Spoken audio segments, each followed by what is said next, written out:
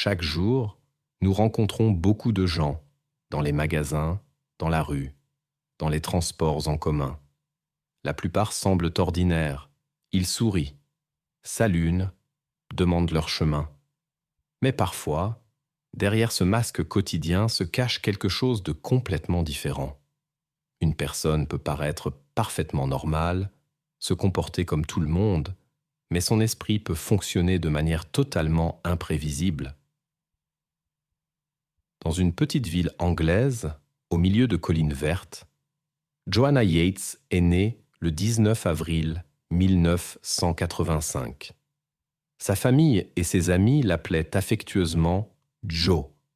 Avec son frère aîné, Chris, ils ont grandi dans une famille aisée, où les parents pouvaient se permettre une éducation de qualité dans une école privée. Les rêves de Joe étaient de lier à la nature et à la beauté. Elle rêvait de créer des compositions paysagères uniques. L'Université d'Essex a aidé à réaliser ses rêves. Après avoir obtenu son diplôme d'architecte paysagiste, la talentueuse diplômée a attiré l'attention d'une entreprise renommée à Bristol. En 2010, Joanna, âgée de 25 ans, s'était déjà fait un nom en tant que spécialiste prometteuse. À cette époque, Greg Reardon, 27 ans, était à ses côtés. Un jeune homme qu'elle avait rencontré en décembre 2008. Leur histoire a commencé comme dans un film romantique.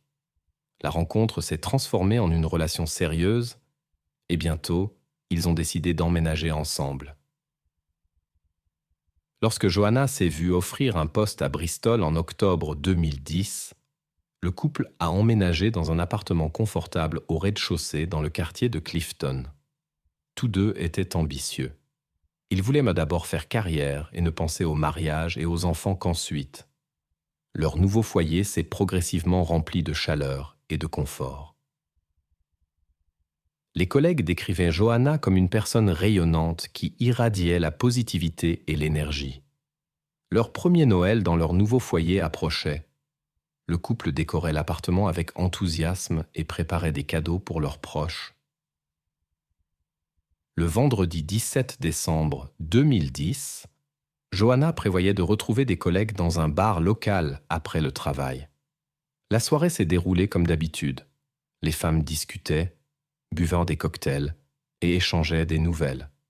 Vers 8 heures, Joanna a dit au revoir à ses amis et a pris le chemin du retour. En chemin, elle est passée chez Waitrose, mais n'a rien acheté. Dans le magasin suivant, elle a acheté 2 boissons et chez Tesco, une pizza. Ce soir-là, Joanna est rentrée chez elle à 20h50 avec ses courses.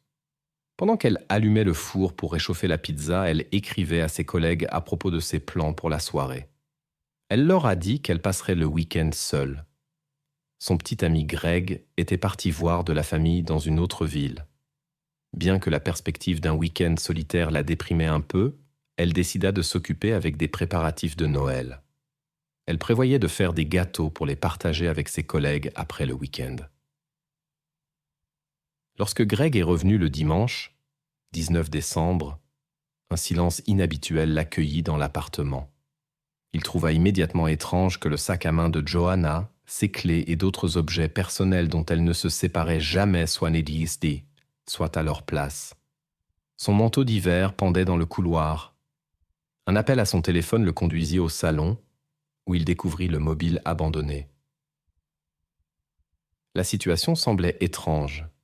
Joanna devrait être à la maison, pas au travail. Même si elle avait décidé d'aller au magasin ou voir des amis, pourquoi partir sans manteau et sans les choses les plus nécessaires? Le chat affamé l'inquiétait particulièrement. Avec une inquiétude croissante, Greg réalisa que quelque chose s'était passé pendant son absence de 2 jours. Il avait essayé de joindre Joanna pendant le voyage, mais elle ne répondait pas. Au début, il l'attribuait à des problèmes de connexion. Mais maintenant, il comprenait. Quelque chose s'était déjà produit le jour de son départ. La dernière chose qu'il savait. Joanna voulait aller au pub avec des collègues. Depuis lors, plus aucun message d'elle. Après des tentatives infructueuses de contacter ses parents, amis et collègues, Greg s'est tourné vers la police cette nuit-là. Compte tenu des circonstances, les enquêteurs ont immédiatement commencé les recherches. En examinant l'appartement, les enquêteurs ont conclu que la jeune femme connaissait probablement son visiteur et l'avait laissé entrer elle-même. Dans l'appartement, ils ont trouvé un reçu confirmant l'achat d'une pizza et de 2 boissons le soir du 17 décembre. Dans la cuisine, une scène étrange se présentait. Une bouteille ouverte avec quelques gorgées, comme si quelqu'un avait brusquement interrompu la soirée de Johanna. Curieusement, la pizza que Johanna avait commandée n'était visible nulle part. Ni la boîte, ni les restes de nourriture n'ont été trouvés dans la cuisine ou dans les ordures. Cela semblait inhabituel. Si la soirée avait été interrompue brusquement, elle aurait à peine eu le temps de manger et d'éliminer toutes les traces. Le calendrier de l'Avent révélait un détail important. Les portes du 17 et du 18 décembre étaient restées fermées, bien que Johanna n'ait jamais manqué ce rituel du soir auparavant. La situation devenait de plus en plus mystérieuse. Le 21 décembre, les proches de Johanna se sont adressés au public via la télévision, espérant obtenir des indices sur sa localisation. L'histoire s'est répandue comme une traînée de poudre dans tout le pays. Les enquêteurs ont commencé comme d'habitude dans de tels cas par la vérification de l'entourage proche. Son petit ami Greg, qui était en voyage, a attiré une attention particulière, ce qui pouvait sembler une opportunité favorable. Cependant, son absence d'implication a été rapidement confirmée. Il était effectivement en visite chez un parent dans une autre ville. De plus, leur relation était harmonieuse, sans le moindre signe de problème. Les enquêteurs ont poursuivi l'interrogatoire des voisins.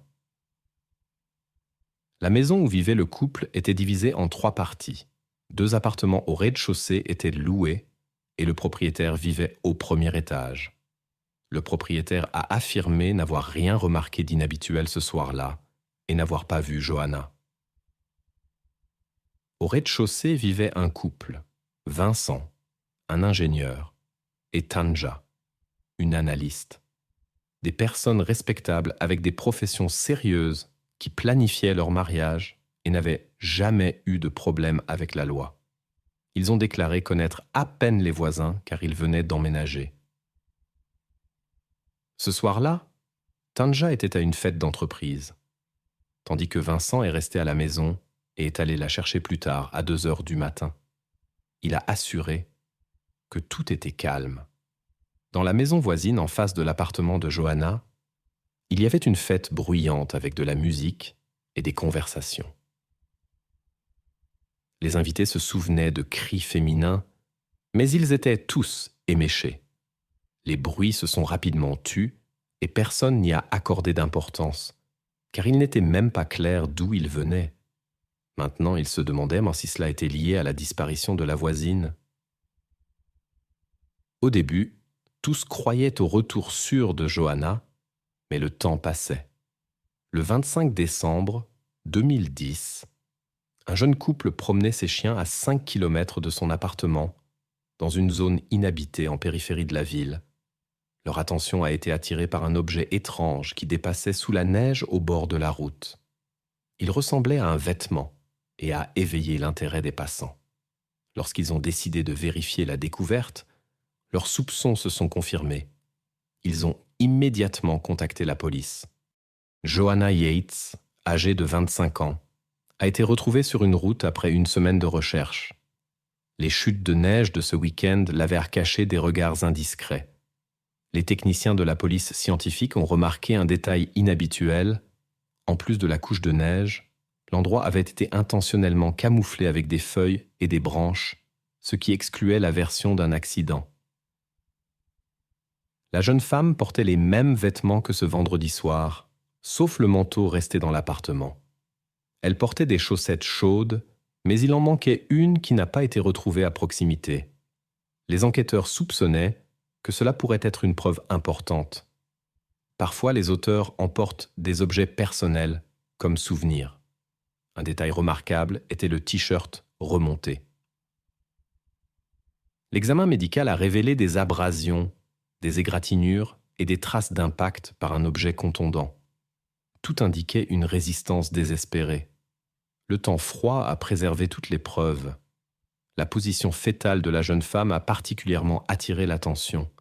Elle avait manifestement été placée ainsi, intentionnellement. La pizza qu'elle voulait manger n'a pas été retrouvée dans son estomac, donc tout s'est passé presque immédiatement. À proximité, à seulement 1 mètre, une barrière en béton avec des traces rouges foncées a été découverte. L'auteur prévoyait probablement de l'emmener ailleurs, mais a été dérangé. L'analyse de la scène de crime a montré que tout s'est passé ailleurs. On a eu l'impression que quelqu'un avait effrayé l'auteur et qu'il s'était enfui précipitamment. Sur le jean de la jeune femme, dans la zone de la fermeture éclair, de l'ADN masculin a été trouvé, suggérant les motifs possibles de l'incident. Dans cette région de Grande-Bretagne a débuté l'une des enquêtes les plus vastes de l'histoire. Environ 80 enquêteurs expérimentés ont été affectés à l'affaire, travaillant activement avec la population. Une récompense pour des informations importantes sur l'incident a été offerte. Initialement, 10 000 livres. Plus tard, la somme a été augmentée à 60 000. Les proches de la disparue ont créé un site web spécial et utilisé activement les réseaux sociaux pour soutenir l'enquête. Les enquêteurs ont soigneusement examiné l'environnement de la jeune femme. Il s'est avéré qu'elle était une personne pacifique, évitait les conflits et n'avait de dispute avec personne. Les enquêteurs ont analysé les enregistrements des caméras du pont suspendu de Clifton. Il se trouvait sur le chemin du retour de la jeune femme depuis le pub où elle avait été vue pour la dernière fois. Cependant, la qualité de l'enregistrement s'est révélée trop faible. Rien d'essentiel n'a pu être découvert.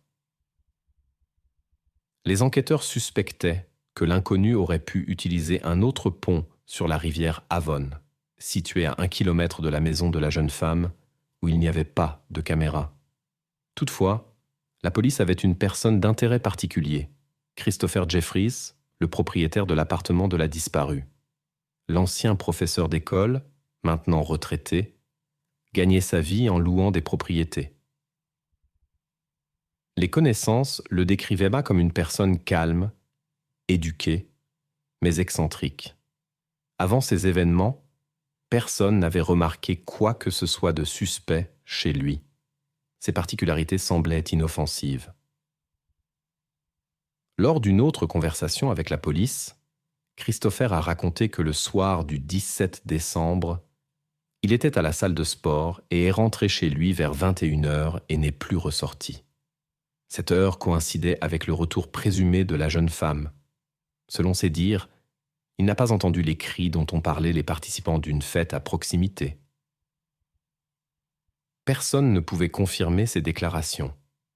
Il vivait seul.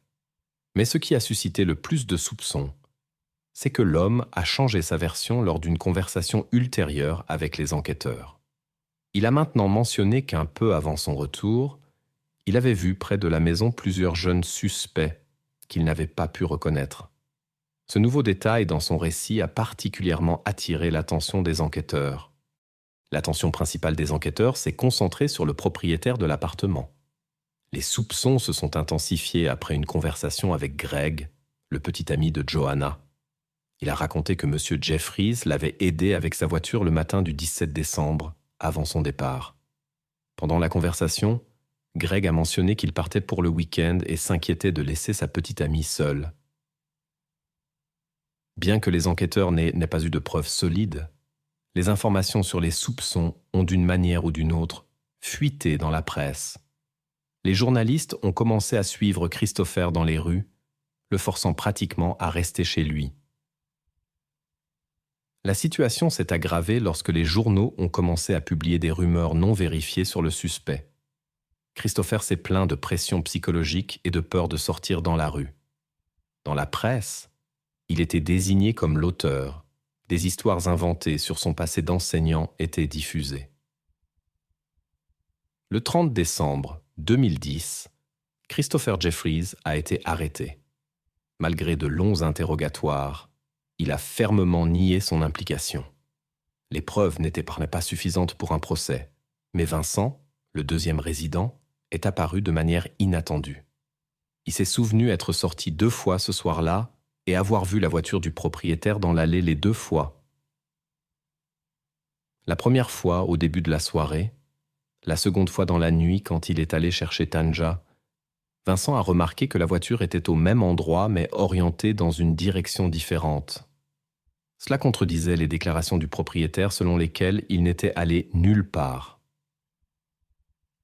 Lors de la perquisition de l'appartement de Christopher, ils ont trouvé des baskets avec des taches suspectes. Elles ont été envoyées pour analyse, mais cela prenait du temps. Selon la loi britannique, un suspect ne peut pas être détenu plus de 24 heures sans preuve solide. Après 24 heures, la personne est soit libérée, soit une prolongation de la détention est demandée au tribunal. Dans le cas de Christopher, la deuxième option a été choisie. Du temps était nécessaire pour analyser les preuves et formaliser les déclarations de Vincent. La détention a été prolongée, mais les résultats étaient inattendus. Les taches sur les chaussures étaient trop petites pour une analyse ADN avec la technologie de l'époque. Après examen, les baskets ont été rendues avec la conclusion qu'aucun échantillon n'avait pu être prélevé. Le facteur décisif était que le matériel génétique trouvé sur les affaires de Johanna ne correspondait pas aux données de Christopher. Le 1er janvier 2011, il a été libéré sans charge. Pour Christopher, cela a apporté du soulagement, mais la presse a continué à le poursuivre. Les enquêteurs ont porté une attention particulière au second locataire de M. Jeffries, Vincent Tabak. Sa description des mouvements du véhicule du propriétaire a éveillé l'intérêt des autorités. Le jeune homme n'avait aucune confirmation de sa localisation au moment critique, ce qui en faisait une figure nécessitant une enquête plus approfondie. Les enquêteurs soupçonnaient qu'il pourrait délibérément essayer d'orienter l'enquête dans la mauvaise direction. Les soupçons se sont intensifiés après un appel inattendu de Vincent depuis les Pays-Bas au poste de police, où il a fourni des informations sur les mouvements de la voiture de Christopher. Le moment choisi pour cette communication semblait étrange. Le 31 décembre 2010, plusieurs officiers se sont rendus chez lui pour prendre une déclaration officielle. Pendant la conversation, le comportement du jeune homme a déconcerté les officiers expérimentés. Ses réponses oscillaient entre des formulations vagues et des phrases suspicieusement précises, comme préparées. L'impression était qu'il filtrait soigneusement les informations fournies. Des égratignures inexpliquées sur ses mains ont particulièrement attiré l'attention. Vincent a affirmé ne pas avoir connu Johanna, car il avait emménagé dans l'appartement seulement 2 semaines avant l'incident. Lorsqu'on lui a demandé de fournir des empreintes digitales et des échantillons biologiques pour analyse, il a montré une claire aversion. Il a expliqué sa résistance en disant qu'il avait été précédemment dans l'appartement voisin avec le propriétaire pendant l'absence de Johanna et pourrait y avoir laissé des traces. Après beaucoup d'hésitation, il a accepté la procédure. Les résultats ont montré une correspondance partielle avec les preuves trouvées. Cependant, une difficulté significative est apparue en raison des conditions météorologiques défavorables et de l'exposition prolongée aux intempéries. Les échantillons recueillis étaient considérablement endommagés et contaminés. Cela n'a pas permis de conclusion définitive, mais a intensifié les soupçons des enquêteurs. En examinant la biographie de Vincent Tabak, né le 10 février 1978, il s'est avéré qu'il avait 32 ans au moment de l'incident.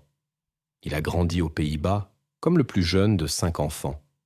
Depuis l'enfance, il se distinguait par sa réserve et sa timidité, tout en montrant une grande intelligence et de l'ambition. En 2003, il a obtenu sa maîtrise à l'Université technique des Pays-Bas. Fait remarquable, il s'est spécialisé comme Johanna en architecture paysagère. En 2007, il a déménagé en Grande-Bretagne où il a travaillé comme ingénieur et a rencontré la jeune Tanja. le couple s'est installé à Bristol et a loué un appartement à Christopher Jeffries. Le propriétaire a parlé positivement des nouveaux locataires et a souligné le caractère calme et amical de Vincent. L'absence de problème avec la loi a également joué un rôle dans la location. Vincent Tabak a été arrêté le 20 janvier 2011. Au début, il a nié toute implication, mais sa version des événements changeait constamment. Il a d'abord dit qu'il avait passé la soirée à la maison et n'était sorti qu'à 2 heures du matin pour chercher sa petite amie Tanja. Plus tard, il a admis être sorti 2 fois pour prendre des photos et faire des courses. Cependant, Vincent continuait d'insister qu'il n'avait rien à voir avec l'incident concernant Johanna. Les enquêteurs ont examiné les enregistrements des caméras de surveillance urbaine. Ils y ont remarqué le véhicule du suspect se déplaçant sur un itinéraire spécifique. La voiture a été saisie pour examen. Dans le coffre, des fibres roses correspondant aux matériaux du haut de Johanna ont été trouvées, mélangées aux fibres des vêtements de Vincent. Malgré les tentatives évidentes de nettoyer l'intérieur, il sentait les produits de nettoyage. Les experts ont trouvé des traces indiquant la présence de Johanna. L'examen des appareils électroniques du suspect a révélé un tableau inquiétant. L'ordinateur portable contenait des matériaux de nature douteuse. L'historique du navigateur montrait des recherches liées à des formes non conventionnelles de relations. Vincent visitait régulièrement des plateformes proposant de tels services et rencontrait leurs employés. Particulièrement préoccupant était le fait qu'il consultait ces matériaux après avoir étudié les nouvelles concernant sa voisine. Cela pourrait indiquer qu'il revivait les événements de cette soirée. Les experts soupçonnaient que sans l'intervention des forces de l'ordre, des événements similaires pourraient se reproduire. Dans l'historique des recherches, on a trouvé des requêtes sur les conséquences d'actes illégaux et de processus naturels. Le 24 janvier 2011, Vincent Tabak a été officiellement inculpé. Cette fois, il a avoué son implication, mais a insisté sur le caractère fortuit des événements et nié la préméditation de ses actes. Selon les dossiers judiciaires d'octobre 2011, une autre version des événements de cette soirée de décembre a été révélée. Le juge a rejeté certains documents controversés présentés par le procureur. Vincent a décidé de témoigner personnellement pour sa défense et a présenté sa version des faits. Selon son témoignage, le soir du 17 décembre 2010, il était seul dans son appartement, sa petite amie étant partie à une réunion festive avec des collègues. En revenant du magasin, il a aperçu Johanna à la fenêtre. Elle lui a fait signe et l'a invité à entrer.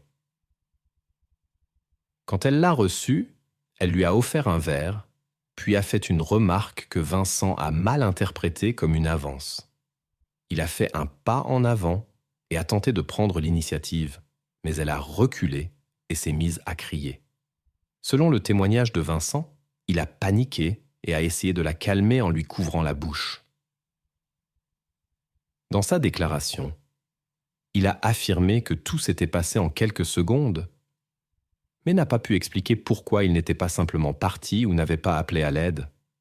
Au tribunal, ses remords semblaient peu sincères. Le procureur a souligné de nombreuses incohérences dans son histoire.